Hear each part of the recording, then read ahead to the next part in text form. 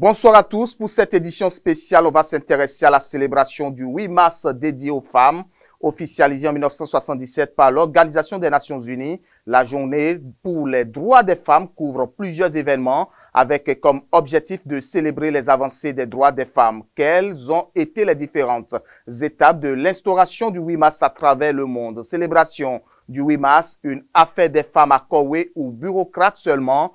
On se retrouve juste après la pause publicitaire.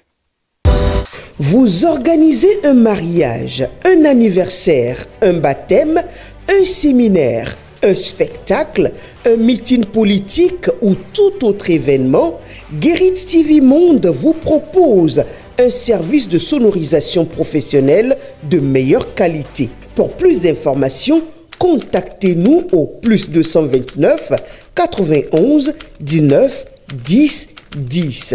Guérit TV Monde, le leader des Web TV.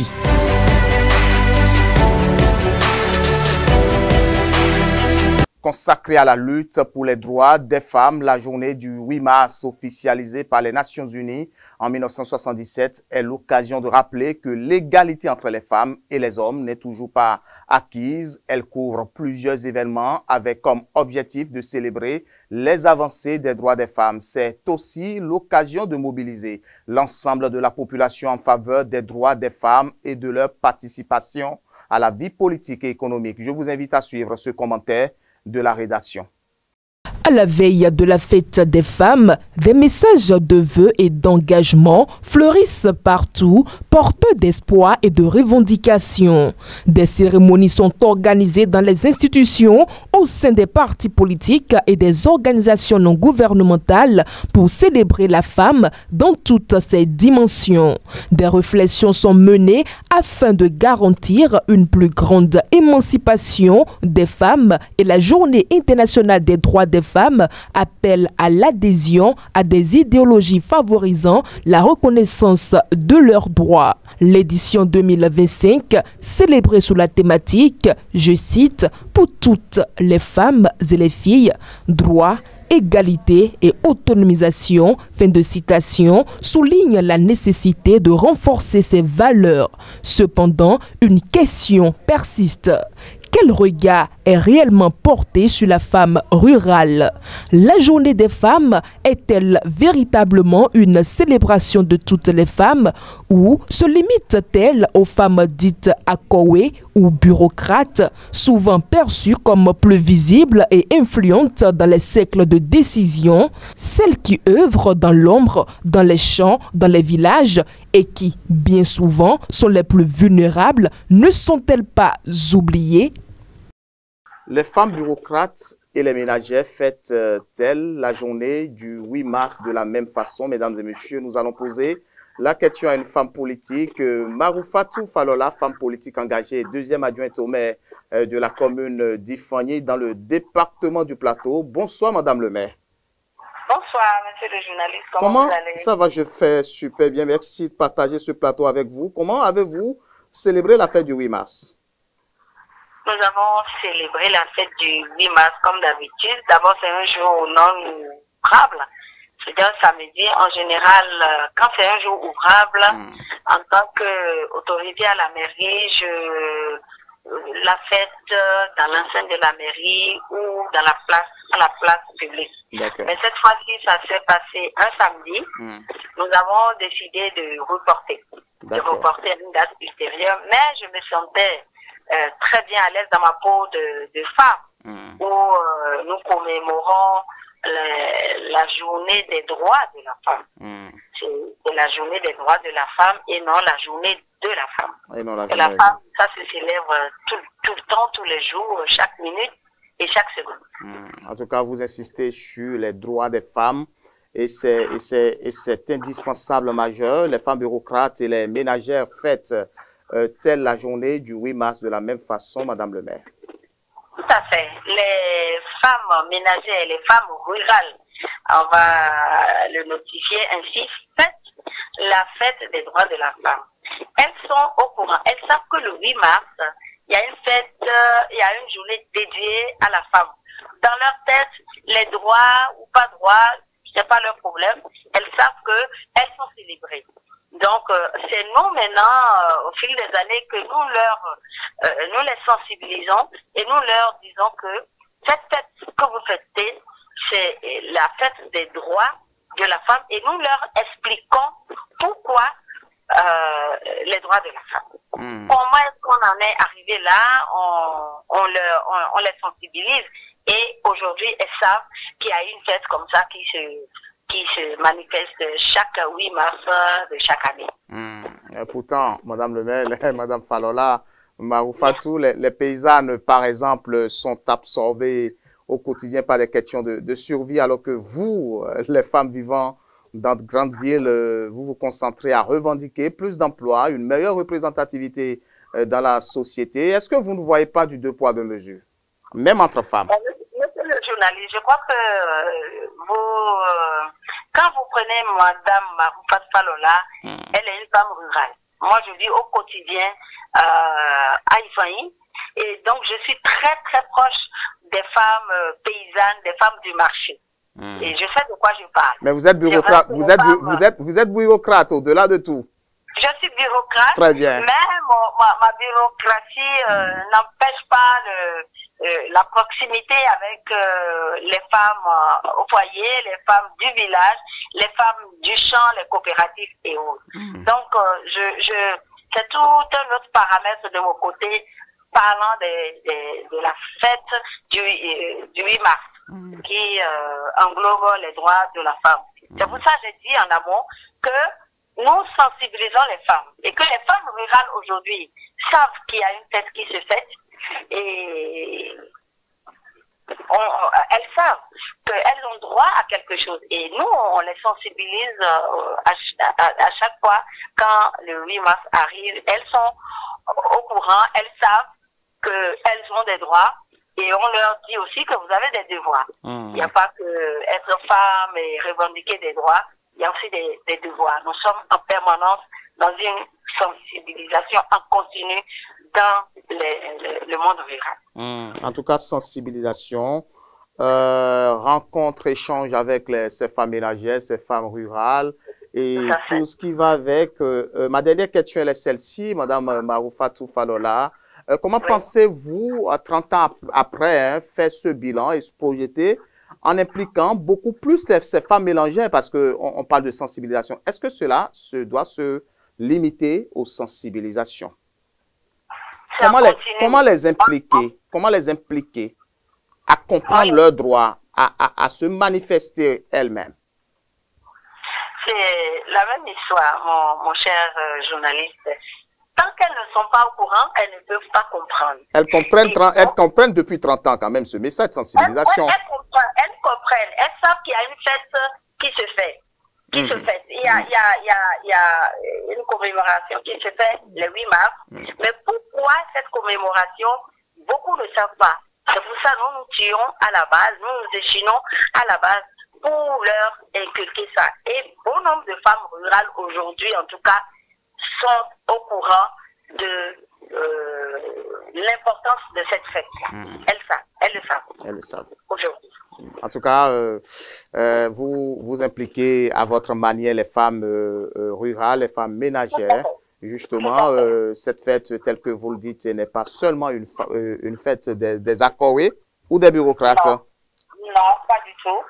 C'est une fête, qui englobe toutes les femmes, toutes catégories confondues. Que vous soyez intellectuel, que vous soyez ministre, avocat, juge ou, je sais pas, docteur, vous avez les mêmes droits que la femme qui est dans son foyer, qui est ménagère, qui est dans son champ, qui est dans les coopératives, qui sont dans les marchés. Vous avez les mêmes droits, vous êtes sur les mêmes pieds d'égalité de revendication. Merci à vous, Madame Maroufatou Falola. C'est moi. Je rappelle que vous êtes femme politique engagée, deuxième adjointe au maire, justement, de la commune d'Ifaï, dans le département du Plateau. Femme rurale, il faut mettre ça, il faut ajouter ça. Femme, oui. Femme politique rurale, vivant dans le milieu rural. D'accord, il faut reprendre alors, Madame Falola, à l'instant, femme politique rurale, bureaucrate. Merci.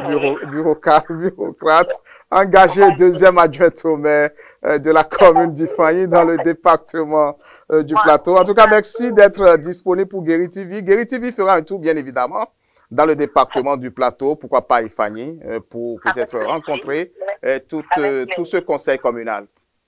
Merci beaucoup. Avec plaisir, je vous recevrai. Merci. Merci. Plusieurs événements et initiatives ont lieu à travers le monde à cette occasion, notamment pour réfléchir, échanger, se mobiliser pour l'égalité entre les femmes, voire les hommes. Au téléphone, nous avons Latoundi Adiza Aruna, elle est conseillère municipale à la mairie de Parakou. Voilà, justement. Bonsoir, madame Latoundi Adiza Aruna. Oui, bonsoir, monsieur le journaliste. Avec vous, nous allons faire le point de la célébration du 8 mars. D'abord, comment vous avez fêté le 8 mars? Particulièrement, je n'ai pas fêté parce que c'est pas forcément un moment de fête, comme moi je le dis toujours.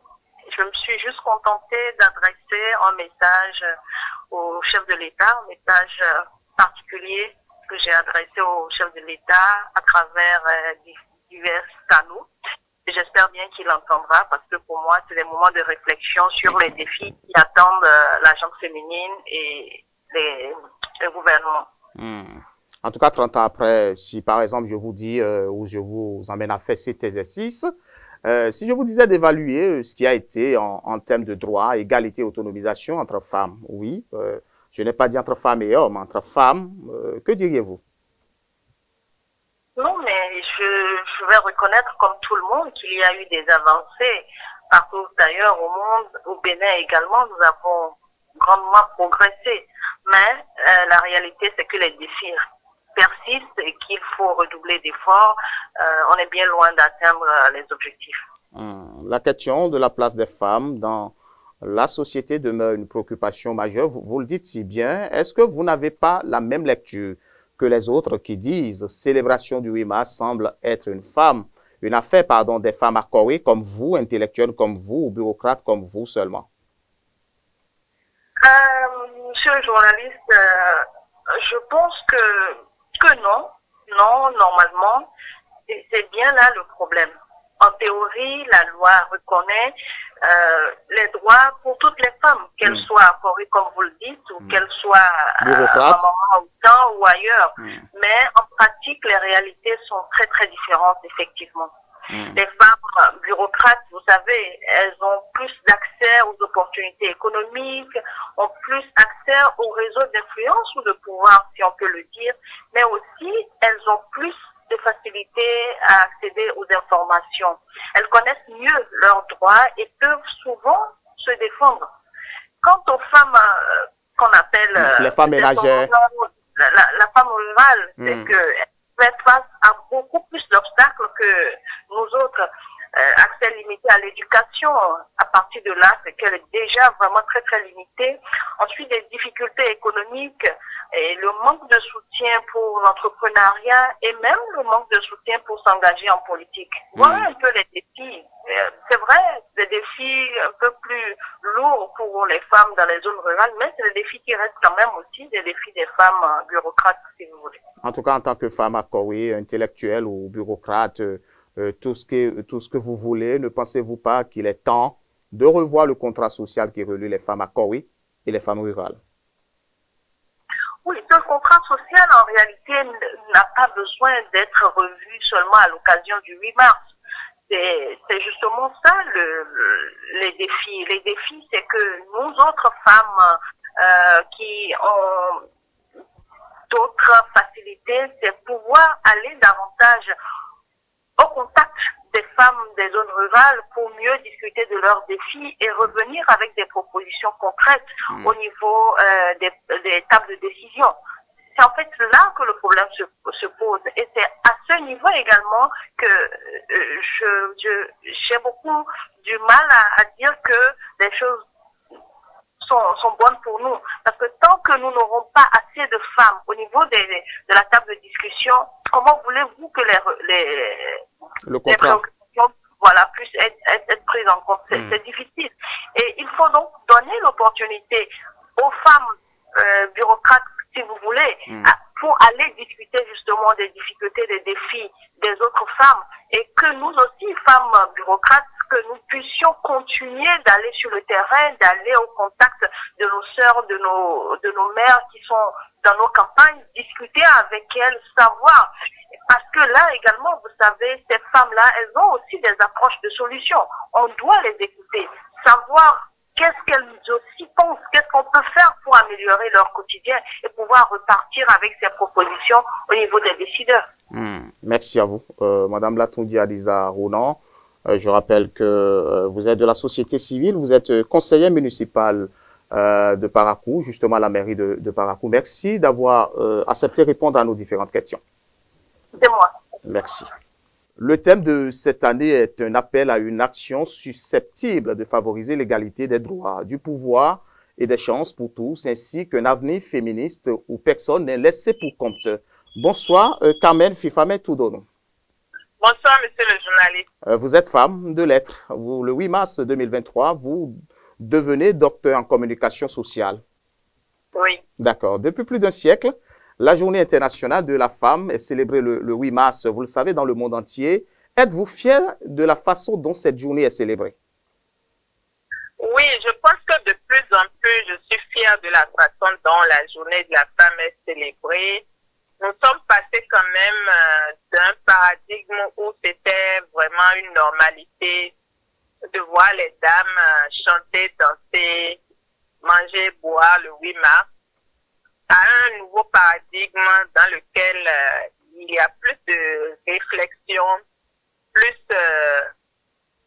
de concertation et un peu plus de bilan au sujet des progrès enregistrés et une certaine projection par rapport à l'avenir. Donc, de mon point de vue, j'estime que progressivement, les femmes et aussi les hommes comprennent de mieux en mieux les enjeux de cette journée, parce qu'il ne faut pas oublier que le 8 mars est institué pour défendre les droits des femmes, évidemment, en hommage à des dames qui ont été massacrées parce qu'elles réclamaient leurs droits. C'est ça. Dans le milieu professionnel. Donc, c'est important de garder cela à l'esprit. Bien entendu, les réjouissances sont logiques dans le sens où il y a un siècle, la condition des femmes n'est pas celle qu'elle était aujourd'hui. Il y a eu certes beaucoup d'avancées, mais il faut aussi garder présent à l'esprit qu'il reste énormément de victoires à conquérir. Voilà. Et donc, de ce point de vue, c'est important de plutôt réfléchir plutôt que de s'adonner à la fête pendant toute la journée du 8 mars. Dans tous les cas, le 8 mars 2025 est assez sous le thème pour toutes les femmes et les filles, droit, égalité, autonomisation. Vous le dites si bien, réfléchis justement sur ces droits, sur cette égalité, sur cette autonomisation. Pensez-vous que les droits, égalité, autonomisation entre les femmes, justement en parlant de ces trois défis majeurs, sont palpables et réels aujourd'hui? Je ne peux pas donner une réponse affirmative et je ne peux pas non plus répondre non. Je dirais qu'il faudrait une approche un peu plus nuancée pour constater que effectivement dans le domaine des droits, il y a eu beaucoup d'acquis, mais il reste aussi beaucoup d'avancées à effectuer. Donc, je pense qu'il faut rester nuancé, il faut rester prudent et aussi savoir que sur tous les fronts où les activistes, je ne veux pas dire les femmes, parce qu'il y a des hommes aussi qui se battent pour les droits des femmes, et surtout les chantiers où les activistes ont baissé les bras, il y a eu des reculs frappants. Je ne vais pas citer de pays, mais vous savez, dans beaucoup de pays qui sont sous le joug des religieux, la situation de la femme s'est énormément dégradée. Il y a des pays, par exemple, où les femmes avaient le droit de manifester. Aujourd'hui, les femmes qui manifestent sont très sévèrement réprimées.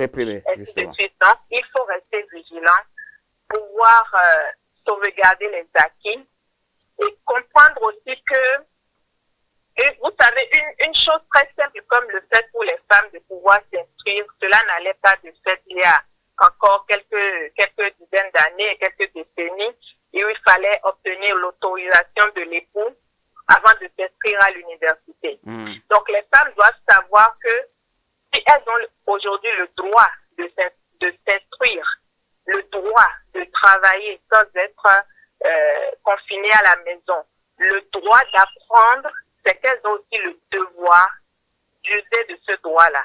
Parce que si vous avez un droit et que vous n'en usez pas, c'est logique que vous le perdez. Donc, c'est important que les femmes sachent que c'est des acquis qui ont été obtenus de haute lutte et qu'il faut pouvoir s'en servir justement pour s'émanciper, pour progresser et pour être utile à sa société, utile à sa famille, à sa nation, ainsi de suite. Visiblement, vous parlez de ces femmes intellectuelles, bureaucrates, Akowé, telles qu'on le dit. Comment voyez-vous 30 ans après, cette relation ou ce contrat social entre les femmes Akowé intellectuelles et les femmes rurales, ménagères, paysannes, si vous le voulez? Non, moi je ne parle pas seulement des femmes Akowé, je parle du fait que les femmes ont la possibilité de s'instruire aujourd'hui. Et je ne parle pas forcément de l'école classique telle qu'on la connaît, je parle du fait qu'une femme peut apprendre un métier, du fait qu'une femme peut apprendre même le commerce ou tout ce que vous voulez aujourd'hui quand elle le veut. Vous voyez, c'est de cela que je parle. D'accord. Et moi, je fais la promotion du concept de sororité. Vous savez, la sororité, c'est la solidarité entre les femmes. Et la sororité ne connaît pas de discrimination. Il n'y a pas une différence entre une femme du marché ou une femme qui est au bureau, entre une maman et un bébé. À partir du moment où vous êtes une personne de sexe féminin, c'est que vous faites partie de cette sororité et tout ce qui s'applique à n'importe quelle femme dans cette sororité s'applique à vous. Donc moi je pense qu'il ne devrait pas y avoir ce clivage entre femmes intellectuelles, femmes rurales et je ne pense pas non plus qu'il y ait des femmes qui soient d'un rang supérieur à d'autres. C'est pas parce que je suis allée à l'école que je suis supérieure à la femme qui vend ses tomates au marché. Ce n'est pas parce que je suis mariée que je suis supérieure à une femme qui n'a pas de mari. Ce n'est pas parce que j'ai des enfants que je suis supérieure à une femme qui n'en a pas, etc. Donc une femme, c'est une femme.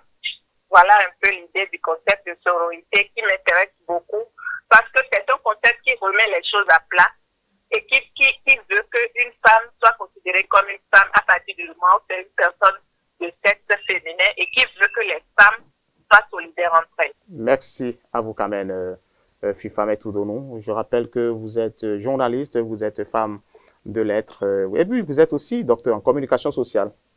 Oui. Allez, portez-vous bien. Merci. Merci beaucoup. Le thème, mesdames et messieurs, du 8 mars 2025 est un appel à une action susceptible de favoriser l'égalité des droits, du pouvoir et des chances pour tous, ainsi qu'un avenir féministe où personne n'est laissé pour compte. Bonsoir, Godwin Agbidinokon. Bonsoir, monsieur le journaliste. Comment vous allez? Très bien, merci. Vous aussi, j'espère. D'accord. Vous êtes première femme élue de la Fédération nationale des étudiants du BNF-NEB. C'est bien ça. Comment vous avez fêté le 8 mars? Vous dites? Comment vous avez fêté le 8 mars? Si je vous disais que je suis resté chez moi, est-ce que vous le croyez? Ah bon? Est-ce que vous le croyez? Oui, je suis resté chez moi le 8 mars. Vous êtes resté sans fêter, sans célébrer, sans réfléchir? Réfléchir peut-être, parce que le sens qui est donné à cette journée est très loin de son essence profonde, puisque on parle de journée de célébration des droits de la femme, mais on a l'impression que ça se transforme en festivité et on en vient à croire que c'est la journée de la célébration de la femme, ce qui est totalement contraire à ce qu'est en réalité cette journée qui n'est rien d'autre que la célébration, la commémoration, la réflexion sur les droits de la femme. D'accord. Si on vous posait la question de savoir, où on vous disait d'évaluer le parcours 30 ans après, ce qui a été en termes de droit, égalité ou autonomisation entre femmes, je ne parle pas de femmes-hommes, entre femmes, que diriez-vous? Je dirais qu'il y a eu des avancées, parce qu'aujourd'hui, il y a certains sujets qui ne sont plus tabous. Je pense que si je me résume au Bénin qui est notre pays, les choses avancent aujourd'hui, même si je ne partage pas absolument cette manière, parce que pour moi, elle ne sert qu'à un moment le véritable problème, parce que c'est pour dire qu'aujourd'hui, on a des lois discriminatives qui servent à donner un quota aux femmes à l'Assemblée et bien d'autres choses comme l'Institut national de la femme qui aujourd'hui lutte véritablement pour l'autonomisation, l'épanouissement, l'émancipation de la femme. Mais dans la profondeur, moi, il reste encore des questions à se poser pour dire est-ce que véritablement c'est de cette manière qu'on y arrivera? Est-ce qu'il faut des lois vraiment discriminatives pour que les femmes soient représentées dans les instances de décision? Moi, ce sont les différentes questions que je me pose, parce que je me dis, si demain il y a un gouvernement, je le dis ainsi, il y a un gouvernement qui n'a pas à cœur l'émancipation, l'autonomisation, ou de voir les femmes dans les instances de décision, on peut tout simplement abroger cette loi et rien ne se passera. Donc, qu'est-ce qu'on fait de nous-mêmes et par nous-mêmes concrètement pour nous-mêmes en tant que femmes? Moi, je pense que ce sont les questions qu'on devrait se poser au lieu de se réfugier comment je vais dire, dans un cadre beaucoup plus favorable qu'on nous crée ou qu'on nous créera. En tout cas, la question de la place des femmes dans la société demeure une préoccupation majeure. Est-ce que vous n'avez pas la même lecture que les autres célébrations du 8 mars, qui semble être une affaire des femmes uniquement accordée aux bureaucrates? Je dirais que c'est une question générale de toutes les femmes. Et j'avais commencé par dire au prime abord que même celles qu'on traite d'accorwé, d'intellectuels et tout ce qui va avec, se trompent sur, pas l'origine, mais se trompent sur ce que devrait être la journée du 8 mars. Moi, je pense que toutes les femmes, que ce soit les femmes et les filles, on devrait pousser la réflexion un peu plus loin sur ce que devraient être nos droits, qu'on soit citadine, qu'on soit dans les milieux ruraux.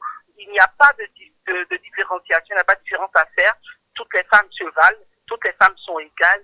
Et pour moi, il n'y a pas de différence. Et je pense que on devrait véritablement aller je vais dire, aller vers elles pour mieux leur expliquer ce que devrait être la journée du 8 mars, et que ces femmes-là qui sont dans les milieux ruraux puissent réellement comprendre quelle est l'essence de cette journée. Donc voilà. D'accord. En tout cas, il faut beaucoup plus impliquer les femmes, que ce soit ménagères, paysannes, rurales, tel qu'on le dit. Merci à vous, Godwin Agbidinoukou. Je rappelle que vous êtes femme politique, femme très engagée. Vous êtes aussi la première présidente de la Fédération nationale des étudiants du Bénin. C'est bien ça. Allez, portez-vous bien. Merci, et pareillement. La journée internationale de la femme est célébrée le 8 mars, vous le savez, dans le monde entier. Êtes-vous fier de la façon dont cette journée est célébrée? En réalité, je peux dire non. C'est vrai que nos droits de la femme soient théoriquement les mêmes. Mais il faut dire que ces femmes rurales, ces paysannes, ces ménagères, tout ce que vous avez cité, rencontrent très souvent des obstacles plus importants que les femmes bureaucrates. Si je peux le dire ainsi. Les femmes rurales sont souvent confrontées à la pauvreté, par exemple, à l'isolement, à un accès limité à l'éducation et à des traditions patriarcales qui ont restreint leur autonomie, d'accord? Mais en revanche, je peux dire que les femmes, encore oui, que vous avez dit, ont des accès à une meilleure éducation, à des ressources et à un environnement facile à l'exercice de leurs droits. Donc, dans la réalité, je peux dire que les conditions d'exercice de leurs droits sont très différentes. En tout cas, comment pensez-vous redéfinir, selon vous, l'agenda des droits des femmes en termes de protection juridique, tel que vous le dites, d'accès aux services d'engagement des jeunes et de changement des normes sociales, des stéréotypes et des idées figées dans le passé? Bon, je peux dire que actuellement, ça prend un peu parce que nous avions avec nous et les hommes qui nous accompagnent, ce qui facilite un peu. D'accord? Et on parle, et passez-moi le mot. Masculinité? Voilà. Pardon? La masculinité positive. Exactement. Voilà. Exactement. Voilà. Donc, je peux dire que avec ça, bon, ça prend lentement, mais ça ira. Ça ira. Vous aviez espoir, Madame Farida Zakari. Oui, il y a espoir. Merci beaucoup d'avoir accepté répondre aux questions de Guérit TV Monde. Vous pouvez aussi suivre Guérit Radio sur le www.guéritradio.bg. Ok, merci beaucoup. Merci. Je rappelle que vous êtes journaliste, vous êtes sociologue et puis vous êtes aussi femme politique très engagée. Oui. Passez très bonne soirée. Merci, pareil à vous. Les femmes bureaucrates et les ménagères fêtent-elles la journée du 8 mars de la même façon, mesdames et messieurs? Une question que nous allons poser à un sociologue, il est docteur. Docteur Sohou, bonsoir. Bonsoir, vous allez bien? Super, bienvenue vous présenter aux internautes et téléspectateurs. Je suis Sohou, comme l'on sait si, je suis sociologue. Voilà. Vous êtes sociologue. Aujourd'hui, on voit beaucoup de manifestations, que ce soit organisations de la société civile, les acteurs politiques, les femmes politiques qui organisent justement la célébration du 8 mars. Les femmes bureaucrates, si vous voyez, et les ménagères, fêtent-elles la journée du 8 mars de la même façon en tant que sociologue? De fait, non. De fait, non, parce que, vous savez, les centres d'intérêt ne sont pas les mêmes. Les centres d'intérêt ne sont pas les mêmes et il faut constater que au niveau des femmes intellectuelles, il y a beaucoup plus d'engouement autour de la journée internationale de la femme, autour d'ailleurs de tout ce qui concerne la femme.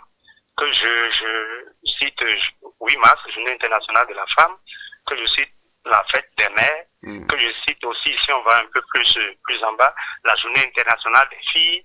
Donc tout ça, je pense que ce sont des manifestations qui, pour les intellectuels, ce sont des manifestations qui ont un certain intérêt et sur lesquelles il faut profiter pour et plutôt revendiquer. Elles prennent ça plutôt pour des journées d'affirmation de leur présence, d'affirmation de leurs droits ou plutôt de revendication.